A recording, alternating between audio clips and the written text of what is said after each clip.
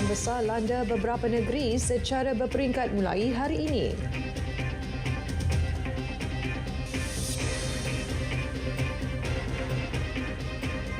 Assalamualaikum, salam Malaysia Madani.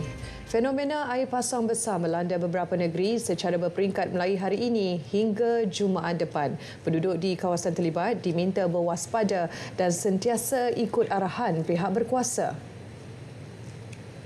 Di Selangor, air pasang besar dijangka berlaku 4 hari mulai hari ini. Paras air di stesen Pelabuhan Klang diramal akan melebihi 5.5 hingga 5.8 meter dalam tempoh tersebut. Daerah yang dijangka terjejas, Klang, Kuala Langat, Sabak Bernam dan Kuala Selangor. Jabatan Bomba dan Penyelamat Kedah kenal pasti 114 kawasan panas di 11 daerah yang berisiko alami fenomena air pasang besar yang dijangka berlaku mulai esok hingga Isnin ini. Baling mempunyai lokasi panas paling tinggi iaitu 46 kawasan. Di Terengganu, 41 kampung berisiko dilanda banjir berikutan fenomena air pasang besar yang dijangka berlaku malam ini hingga Jumaat depan. Ia membabitkan daerah Besut, Kemaman, Setiu, Marang dan Dungun.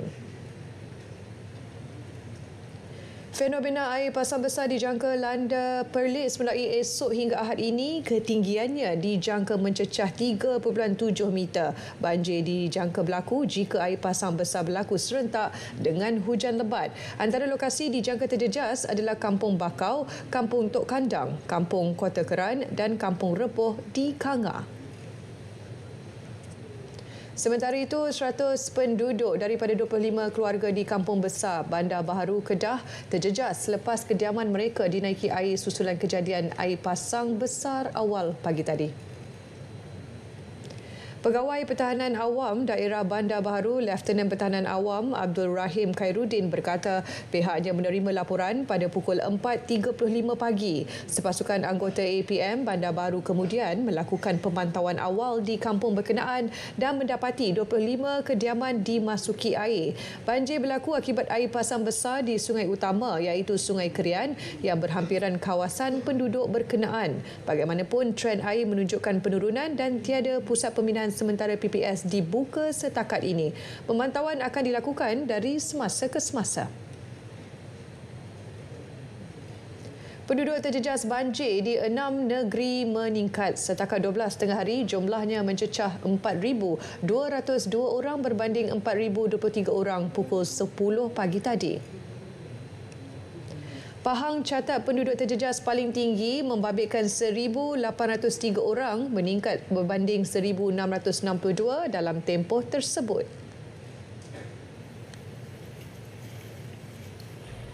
Situasi sama turut berlaku di Kedah yang catat kenaikan penduduk terjejas daripada 1,006 kepada 1,057.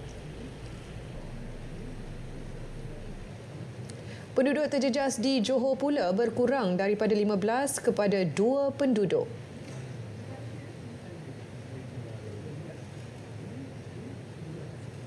Manakala penduduk terjejas di Perak, Selangor dan Melaka kekal masing-masing 1,276, 33 dan 31 penduduk terjejas.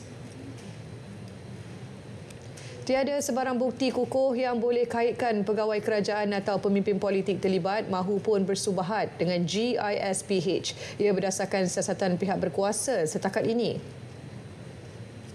Menteri Dalam Negeri Datuk Seri Saifuddin Nasution Ismail bagaimanapun memaklumkan siasatan menyeluruh masih dijalankan meliputi pelbagai sudut serta peruntukan undang-undang. Fokus tertumpu kepada usaha menjejak saki-baki pengikut kumpulan tersebut. Pemantauan turut dilakukan terhadap kegiatan GISPH di luar negara. Tindakan akan diambil jika terdapat kesalahan dari sudut undang-undang. Ia dilaksana melalui Mutual Legal Assistance MLA dan Akta Bantuan Bersama Perkara Jenayah dengan kerjasama Interpol dan Jabatan Peguam Negara.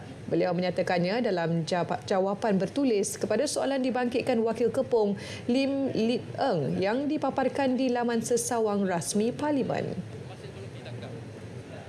Sementara itu, beliau memaklumkan kerajaan tidak bercadang tubuhkan Suruhanjaya Siasatan Diraja RCI berhubung jenayah dikaitkan dengan GISPH. Polis harus diberi ruang dan kepercayaan tinggi memandangkan siasatan dan operasi masih berjalan. Sebelum ini, Suhakam tuntut penubuhan segera RCI bagi menyiasat dakwaan salah laku GISPH. Suhakam sifatkan RCI mekanisme berkesan untuk pastikan siasatan menyeluruh, telus dan tidak berat sebelah. Dua suspek lelaki kes bunuh pesara pegawai kewangan Felcra Sabari Baharum dihadapkan ke Mahkamah Magistrate Jitra hari ini. Mereka berdepan pertuduhan mengikut Seksyen 302 Kanun Keseksaan. Sebelum ini, suspek direman seminggu mulai 11 Oktober lalu di Mahkamah Magistrate Sungai Petani. Sabari dilapor hilang 3 September lalu selepas dipercayai keluar dari rumahnya menaiki kereta Proton Wajah miliknya. Polis mengesahkan dia dicampak ke dalam Sungai Padang Terap di Kampung Empa, Kubang Pasu dalam keadaan tangan diikat dan mulutnya ditutup pita pelekat.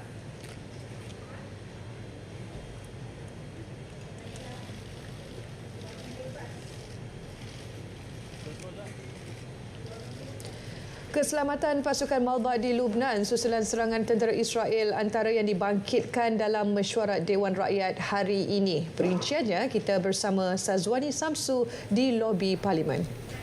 Silakan. Ya, Ifa, Menteri Pertahanan Datuk Seri Muhammad Khalid Nordin mengesahkan kesemua anggota yang berada di selatan negara itu berada dalam keadaan selamat tanpa sebarang kemalangan jiwa atau kerosakan aset. Beliau bagaimanapun mengakui ancaman tentera Israel semakin meningkat. Menurutnya, pasukan interim Pertubuhan Bangsa Bersatu UNIFIL telah menetapkan garis panduan bagi menjamin keselamatan semua pasukan di bawah misi pengaman berkenaan. Kesemua pasukan di bawah pasukan interim Pertubuhan Bangsa-Bangsa Bersatu UNIFIL termasuk pasukan Malbat 85011 yang beroperasi di selatan Lubnan telah diarahkan untuk tidak melaksanakan operasi rondaan atau pergerakan logistik dan kekal di penempatan masing-masing.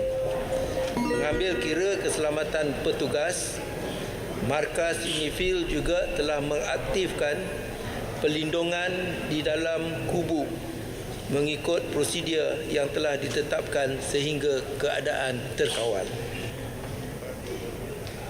Beliau menjawab soalan Wakil Tanah Merah Datuk Seri Ikmal Hisham Abdul Aziz dalam sesi waktu pertanyaan-pertanyaan menteri. Kementerian Pertahanan melalui Angkatan Tentera Malaysia akan terus memantau situasi di selatan Lubnan dan memaklumkan perkembangan dari semasa ke semasa. Baik, ini pula mengenai isu buli membabitkan pengamal perubatan. Menteri Kesihatan Datuk Seri Dr. Zulkifli Ahmad memaklumkan beberapa inisiatif telah diambil untuk mengelak gejala buli berulang. Ia termasuk mewujudkan pasukan Mental Health and Psychosocial Support MHPSS. Pasukan itu akan turun ke lapangan bagi mengenal pasti petugas kesihatan yang memerlukan bantuan awal psikologi.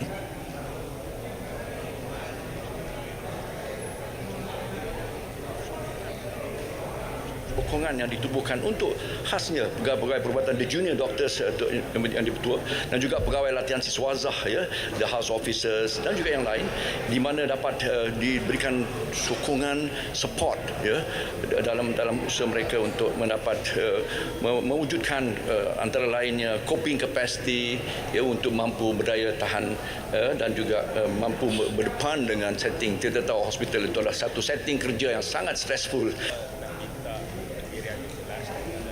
Beliau menjawab soalan Wakil Ipoh Timur Lee Chuan Hau berhubung rancangan KKM untuk mengelak kejadian buli berulang dalam kalangan pengamal perubatan. Dewan juga diberitahu 96% daripada 3,847 kanak-kanak yang dilaporkan hilang dari 2020 hingga September lalu berjaya ditemukan. Puratanya 770 kes setahun, kurang lebih 2 kes sehari. Yang menariknya adalah daripada 3,847 kes kanak-kanak hilang ini, kanak-kanak ini umur 18 ke bawah, ya, yang berjaya pihak polis jumpa semula adalah 96%. Maknanya bagi setiap 100 hilang, 96 kita selamatkan. Dan yang meninggal atau bila kita jumpa tu mati 10. Ya. Jadi yang baki itu masih kita klasifikasikan sebagai masih hilang. Beliau menjawab soalan Wakil Parit Muhammad Ismi Mat Taib. Datuk Seri Saifuddin turut menyeru orang ramai segera melaporkan kes kehilangan kanak-kanak kepada pihak polis tanpa menunggu tempoh 24 jam. Baik, untuk makluman, Dewan kini sedang berhenti rehat dan akan kembali bersidang pada 2.30 petang nanti. Demikian perkembangan dari bangunan Parlimen. Kembali bersama Ifah untuk perkembangan berita tengah hari selanjutnya. Baik, terima kasih Wani.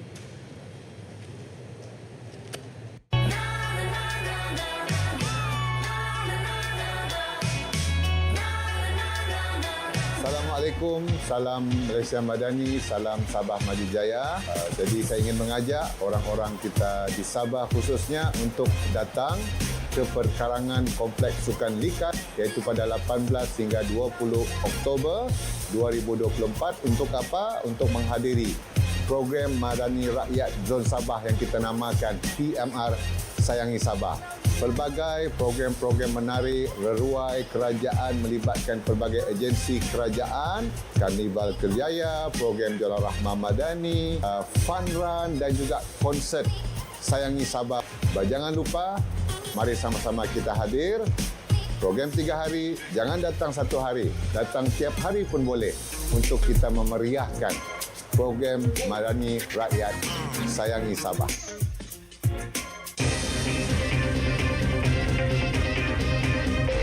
Sementara itu, belia berharap Belanjawan 2025 beri tumpuan kepada usaha wujudkan ekosistem keusahawanan mampan dengan fokus kepada bantuan pembiayaan dan latihan.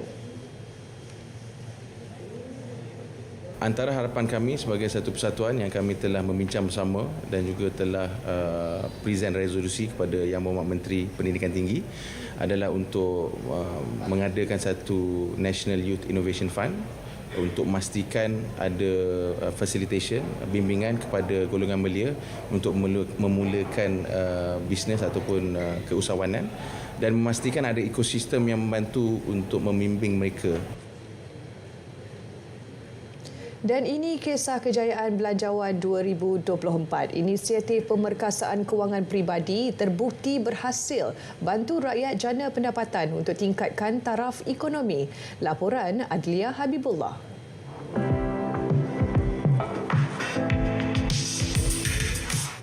Berjaya menjana pendapatan menerusi inisiatif pendapatan rakyat IPR dalam kategori inisiatif usahawan makanan insan, Zainab Dali kini menarik nafas lega dengan keuntungan dimilikinya.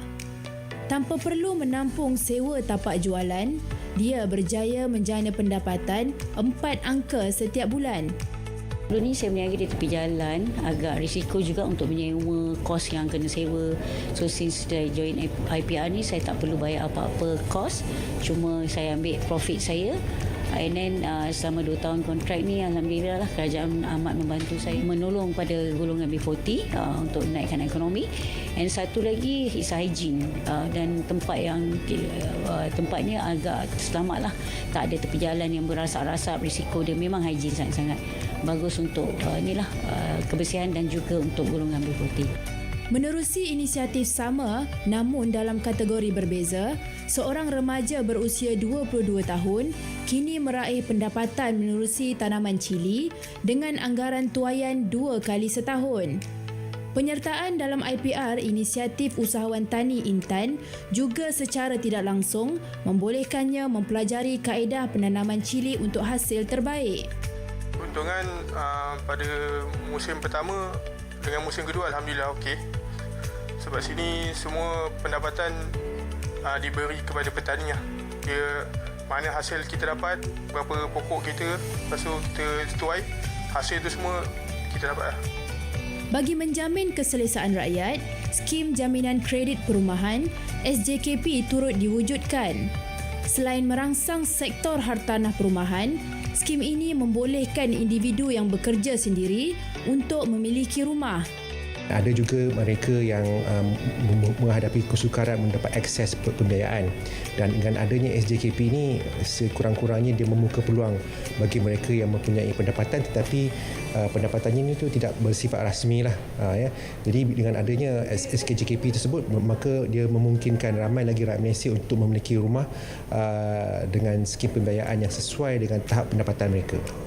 Kerajaan Madani turut mengambil tindakan proaktif dengan penstrukturan semula KWSP bagi memperkasa kewangan peribadi rakyat. Pada saya lah, benda ni bagus untuk orang yang kita tak tahu masing-masing mempunyai kesempitan kehidupan. Mungkin dari segi tu dia dapat membuat kelangsungan hidup mereka boleh dijalankan dengan duit mereka juga sendiri. Jadi boleh membantulah. Keperluan semasa juga penting untuk membina keperluan di hari persaraan. Jadi dengan orang kata itu melihat keperluan semasa dengan keperluan masa akan datang, saya kira KWSP itu mengambil jalan tengah lah dalam menjadi pemangkin dalam membantu kehidupan rakyat.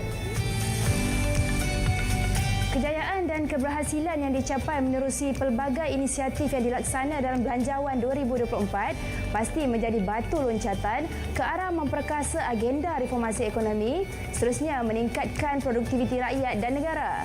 Adli Habibullah, RTM.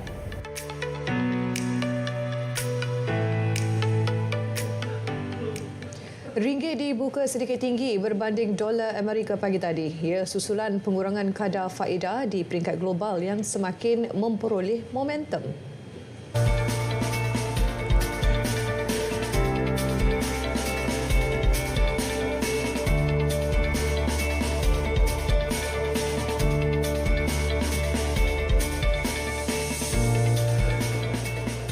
Bursa Malaysia dibuka tinggi pagi tadi apabila pembelian sederhana semasa harga murah muncul dalam kebanyakan saham wajaran tinggi.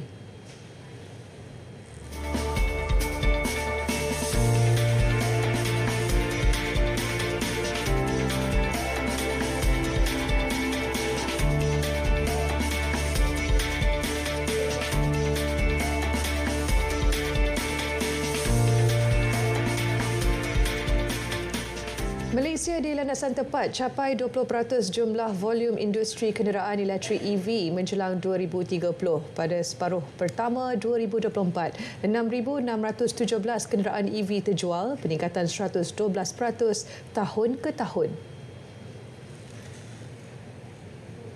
So I think we should be on track lah to meet our target yang tak ada tahunan, jadi just target by 2030 20% of total TIV lah. For the EV charging port pada masa ini as at 30th September 3,171 charging stations dah di-install seluruh negara, di mana 813 are DC fast chargers lah, dan targetnya seperti disebut tadi is 10,000 charging station by end of 2025.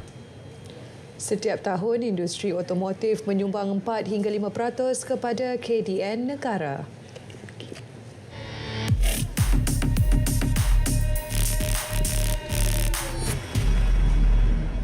Tular kononnya pindaan Akta Pencegahan dan Pengawalan Penyakit Berjangkit dibuat bagi mewajibkan pengambilan vaksin.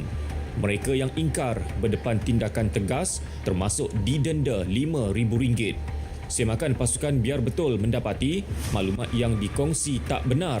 Ini kerana pindaan akta bukan bertujuan mengarahkan pengambilan vaksin secara paksa. Sebaliknya, ia diperkenal bagi memperkasa kesiapsiagaan negara menghadapi sebarang kemungkinan penyakit berjangkit. Salah satunya menggunakan teknologi dalam mengesan dan memantau pesakit. Turut disyur, kuasa menjadikan sesuatu premis sebagai tempat kuarantin. Pegawai penguatkuasa yang lengkap dengan kamera badan juga diberi peranan lebih besar dalam melaksanakan tugas bagi memastikan tahap kesedaran tinggi, kompaun maksimum dinaikkan. Di sebalik semua tambah baik itu, tiada peraturan digaris bagi pengambilan vaksin secara paksa. Pindaan yang dicadangkan adalah untuk memperkukuhkan lagi kesiapsiagaan terhadap penyakit-penyakit baharu ataupun emerging disease dan yang berulang muncul semula. Usah panik tak tentu hala. Bukan semua dasar kesihatan yang digubal ada kaitan dengan vaksinasi. Terima bahan fitnah atau disyaki tidak betul, segera lapor ke MCMC. Biar Betul, Tak pasti, jangan kongsi.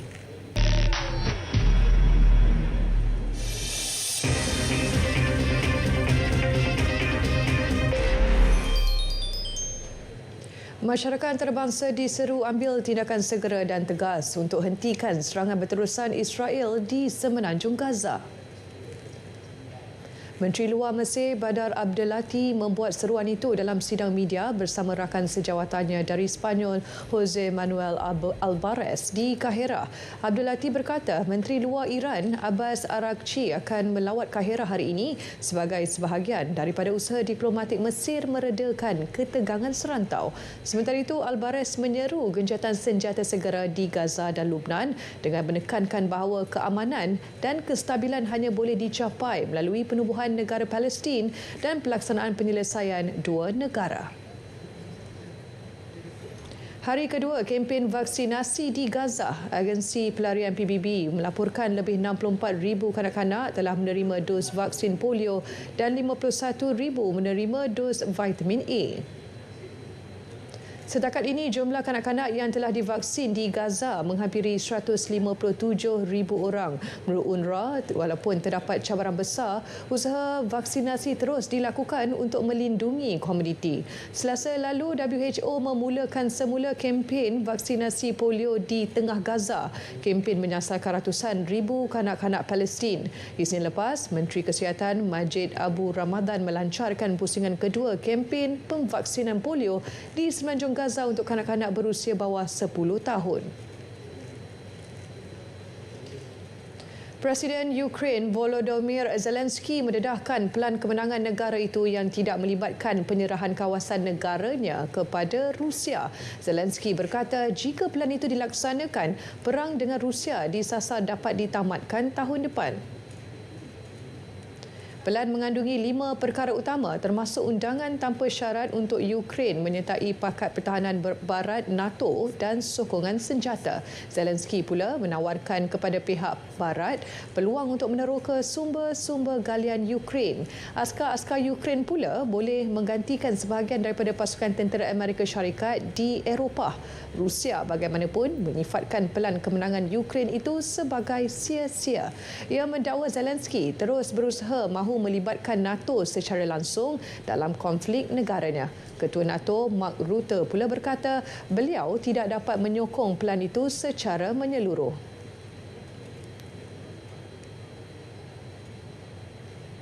Taikun hartanah Vietnam Trong My Lan berdepan kemungkinan hukuman penjara seumur hidup. Dalam pembicaraan hari ini, Lan akan dituduh atas kesalahan pengubahan wang haram. Pemaju hartanah firma Van Tin Pa itu sebelum ini dijatuhi hukuman mati atas penipuan berjumlah 27 bilion dolar Amerika Syarikat terhadap Saigon Commercial Bank SCB. Ia mengakibat berpuluh-puluh ribu pendeposit bank SCB kehilangan wang simpanan mereka hingga mencetuskan protes secara besar-besaran. Menurut pendakwa raya, nilainya bersamaan kira-kira 6% daripada KDNK Vietnam pada 2023. Ia kes rasuah terbesar dalam sejarah negara itu.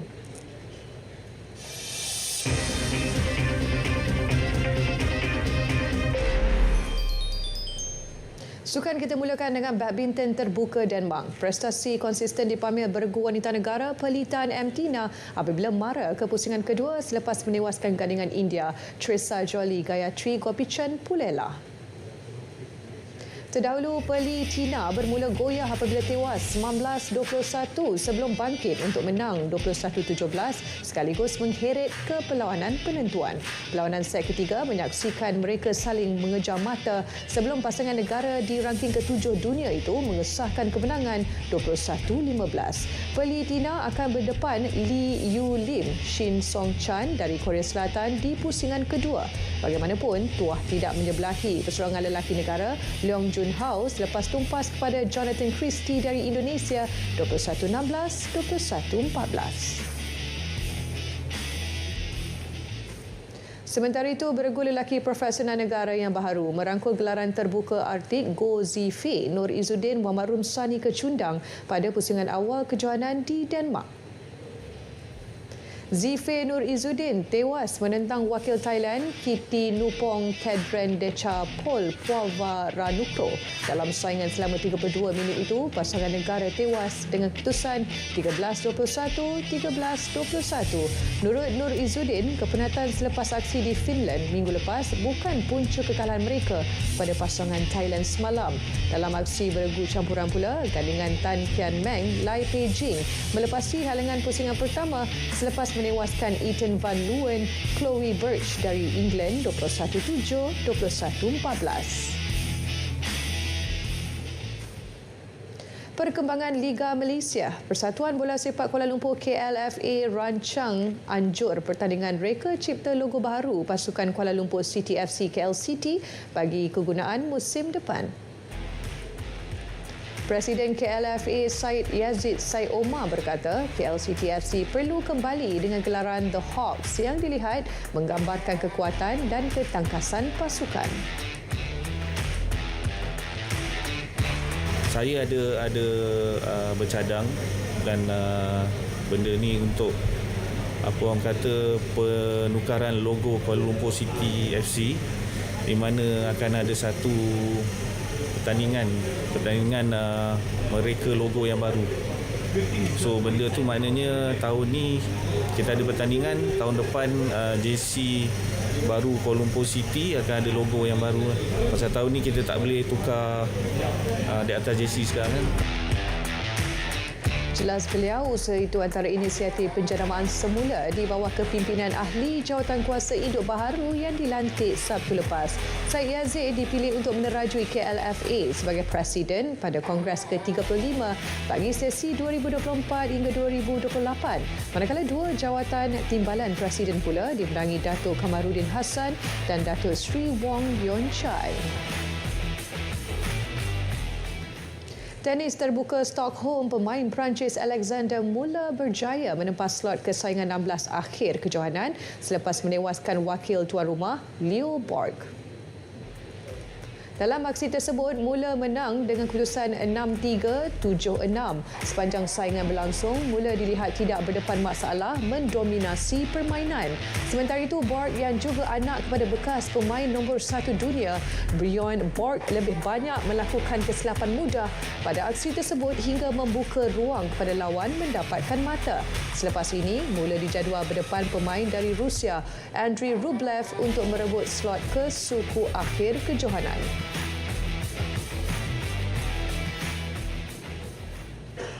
Saudara, berita tengah hari berakhir di sini. Dari Sungai ke Segara, Palestin pasti merdeka. Saya Fazim. Assalamualaikum. Salam Malaysia Madani.